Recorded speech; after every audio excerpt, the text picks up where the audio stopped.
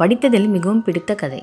தனது முதுமை காலத்தில் ஒரு நாள் மிகவும் நெஞ்சுவலியால் அவதிப்பட்ட போது தன்னுடைய மருத்துவருக்கு ஃபோன் செய்த போது நெஞ்சுவலி அதிகமாக இருக்கு, எனவே தன் வீட்டிற்கு உடனே வருமாறு அழைத்தார் ஜார்ஜ் பெர்னார்ட் ஷா. அதற்கு மருத்துவர், தன்னுடைய கிளினிக்கில் நிறைய நோயாளிகள் காத்திருக்கின்றனர், எனவே தன்னால் வர முடியாது, ஏன் நீங்கள் கிளினிக்கு வர வேண்டியதானே என்றார்.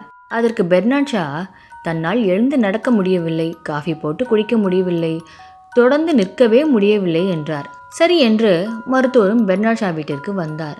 மாடியில் தங்கியிருந்த ஷாவை பார்க்க படியேறி வந்தார். ஷாவை காட்டிலும் முதியவரான மருத்துவருக்கு மூச்சு வாங்க தன்னுடைய நெஞ்சை பிடித்தபடி சேரில் அமர்ந்து விட்டார்.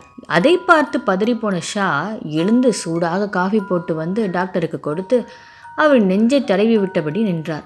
டாக்டர் காஃபி குடித்து முடித்து கூலாக தன்னுடைய பேப்பர் பேடை எடுத்து 30 பவுண்ட் பில் எழுதி பெர்னார்ட் ஷா கையில் கொடுத்தார்.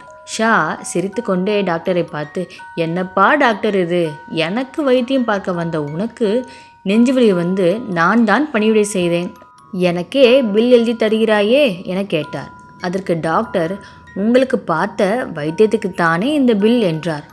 மீண்டும் டாக்டர் சொன்னார், ஃபோனில் என்னிடம் என்னவெல்லாம் பிரச்சனை சொன்னீர்கள், எழுந்து நடக்க முடியவில்லை என்றீர்கள், இப்போ எப்படி ஓடி வந்தீர்கள், உங்களுக்கே காஃபி போட்டுக்கொள்ள முடியவில்லை என்றீர்கள், இப்போ எனக்கு காஃபி போட்டு தந்தீங்க, தொடர்ந்து நிற்கவே முடியலன்னு சொன்னீங்க, இப்போ அரை மணி நேரமாக நிற்கிறீர்கள், உங்கள் கஷ்டத்தை மட்டும் பார்த்தீர்கள், அதனால் அவை பெரியதாக தெரிந்தன, இப்போ எனது கஷ்டத்தையும் பார்த்ததால் உங்களின் கஷ்டம் மறந்துவிட்டது என்றார். கஷ்டமும் ஒரு வகையில் அனுபவம்தான். பிடிச்சதா உங்களுக்கு?